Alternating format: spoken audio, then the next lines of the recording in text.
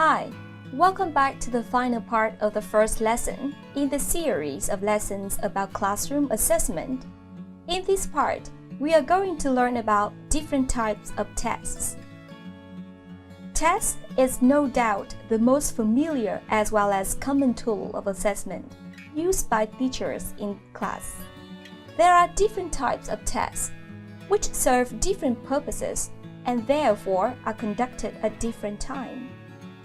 They are placement tests, diagnostic tests, progress tests, achievement tests, and proficiency tests. The first type of test for us to investigate today is placement tests. The main purpose of placement tests is, of course, to place students at the appropriate level of instruction within the program. The primary aim is to create groups of learners that are the same in level. In designing a placement test, the test developer may base the test content either on a theory of general language proficiency or on learning objective of the curriculum. The second type of test is diagnosis test. The main purpose is to identify language areas in which a student needs further help. The information gained from diagnostic tests is crucial for further course activities and providing students with the remediation. Because diagnostic tests are difficult to write, placement tests often serve a dual function of both placement and diagnosis. The third type is progress tests. Progress tests measure the progress that students are making toward defined course or program goals. They are administered at various stages throughout a language course or a semester to determine what students have learned. Usually after certain segments of instructions have been completed. The most common ones in Vietnam context are 15-minute tests or 45-minute tests. Progress tests are generally teacher-produced and narrower in focus than achievement tests because they cover less materials and assess fewer objectives. The next one is achievement tests. Achievement tests are similar to progress tests in that they determine what a student have learned with regard to stated course outcomes.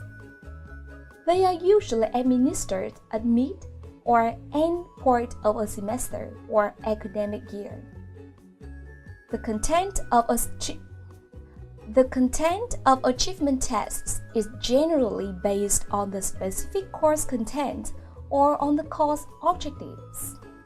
Achievement tests often cover material drawn from an entire course or semester. And finally, proficiency tests. Different from the previous types of tests, proficiency tests are not based on any particular curriculum or language program. They assess the overall language ability of students at varying levels. They may also tell us how capable a person is in a particular language skill area, such as reading. In other words, proficiency tests describe what students are capable of doing in a language. Some proficiency tests have been standardized for international use, such as TOEFL, IELTS, TOEIC, or in Vietnam, we have VSTEP. Apart from the way to categorize tests we have just discussed, which is based mainly on the content as well as the purpose of the tests, there are different ways of labeling tests. They are objective or subjective tests, criterion reference and non-reference tests, summative and formative tests, high stakes and low stakes tests. Based on the manner in which tests are scored, we can divide them into subjective and objective tests. An objective test is scored by comparing a student's responses with an established set of acceptable or correct responses on an answer key. With objectively scored tests, the scorer does not require particular knowledge or training in the examined tests. Testing formats associated with objective tests are multiple choice questions, true, false, not given, and matching. Objectively scored tests are ideal for computer scanning. In contrast, a subjective test such as essay tests, interviews, or comprehension questions requires scoring by opinion or personal judgment, so the human element is very important. Even experienced scorers or markers need moderated training sessions to ensure inter-rater reliability. Another way to label tests is to base on what or whom a student performance is compared to. By this way, we have criterion reference tests and non-reference tests. Criterion reference tests are usually developed to measure mastery of well-defined instructional objectives specific to a particular course or program. Their purpose is to measure how much learning has occurred. Student performance is compared only to amount or percentage of material learned. These types of tests are usually developed before instruction is designed, so that the test will match the teaching objectives.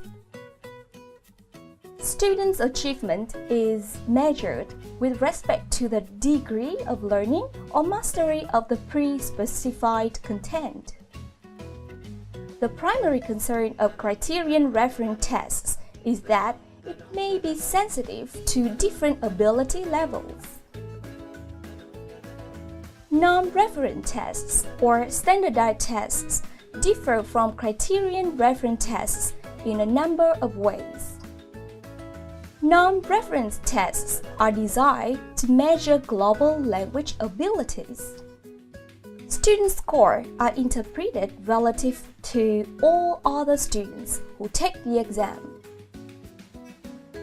Acceptable standards of achievement are determined after the test has been developed and administered, and test results are interpreted with references to the performance of a given group or norm.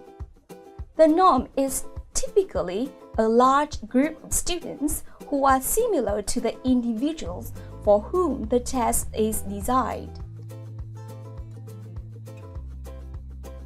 If we want to categorize tests based on when they are conducted, then we have summative and formative tests.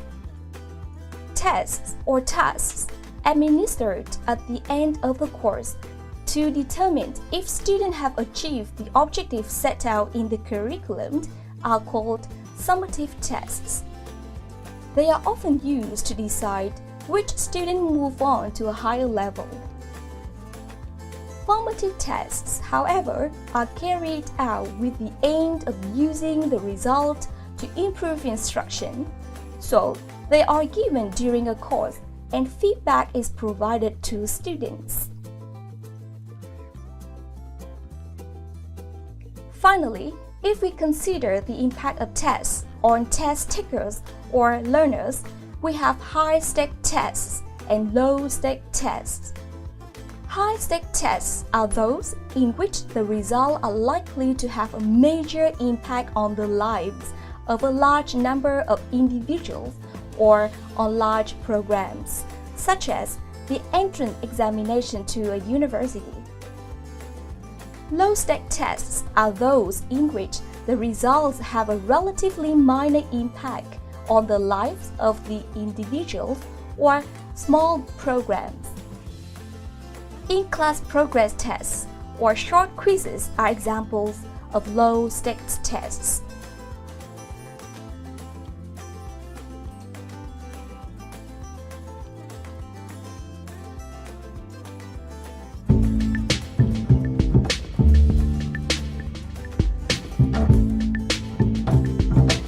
Standardized testing, the good, the bad, and the ugly. So, what are some good things that have come from standardized testing? First off, standardized testing has shown to have a positive effect on classroom teachers. In fact, it holds teachers accountable for instruction. Standardized testing is a great way to aggregate student scores. These scores can then be used to provide valuable data for schools. A great thing about standardized testing is that the test itself is made equal for students everywhere, an objective and fair assessment. It goes without saying that not all students achieve the same academic success. Standardized tests identify those achievement gaps. Lastly, when collecting data, you want to have as large a sample size as possible. And standardized tests provide comparisons of large numbers of students. Next up, the bad of standardized testing. Now, as we mentioned earlier, standardized testing holds teachers accountable, which is a good thing. However, this causes teachers to, quote, teach to the test.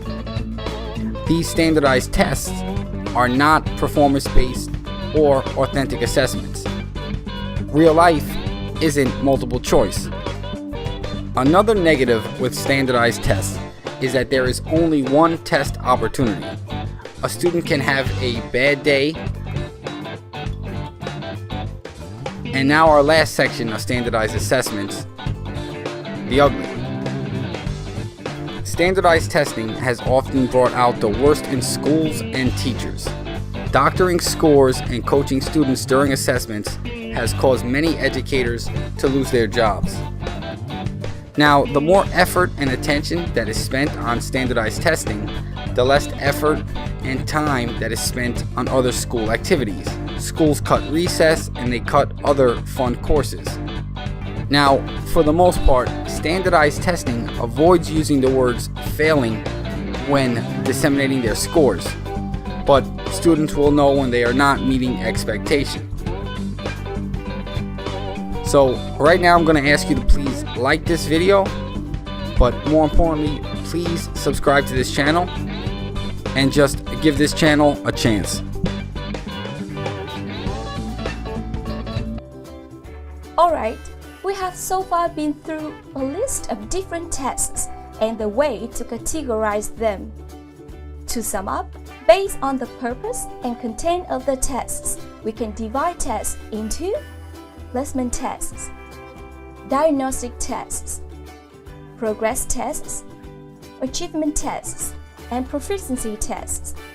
Meanwhile, if we base on other criteria such as the manner of scoring, the impact of the tests, we have other types such as objective and summative tests, criterion reference and non-reference tests, summative and formative assessment, and high-stakes or low-stakes tests. So, what have we learned today? Well, we have learned different concepts in assessment. We have also learned about different types of assessment as well as different types of tests. I hope now you are ready for the quiz on our platform. Thank you for watching and good luck with the quiz. Goodbye.